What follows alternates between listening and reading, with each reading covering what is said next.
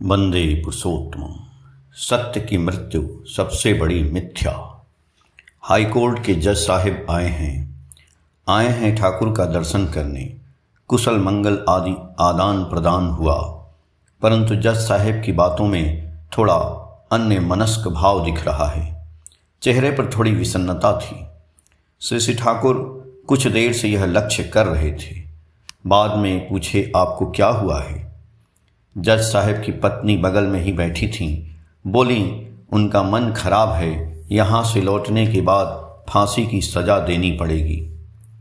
ठाकुर जिज्ञासु नज़रों से जज साहब की तरफ देखने लगे।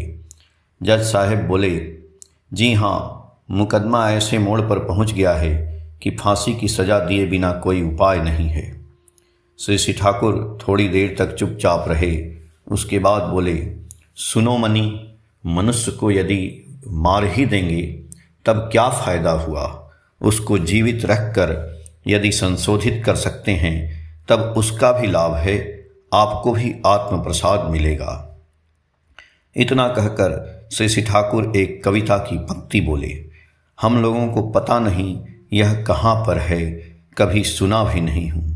वे बोले हैं, सत्य की मृत्यु से बड़ी मिथ्या और नहीं है।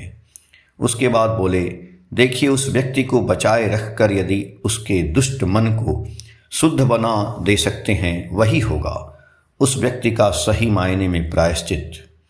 मार देने पर तो वह चला ही जाएगा।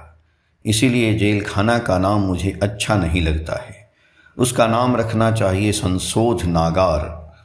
एक स्वस्थ परिवेश में अपराधियों को रखकर उसको संशोधन करने की व्यवस्था करना ही शासन संस्थापकों का काम होना चाहिए। इस तरह और भी बहुत बातें कहने पर जज साहब का मन हल्का हो गया।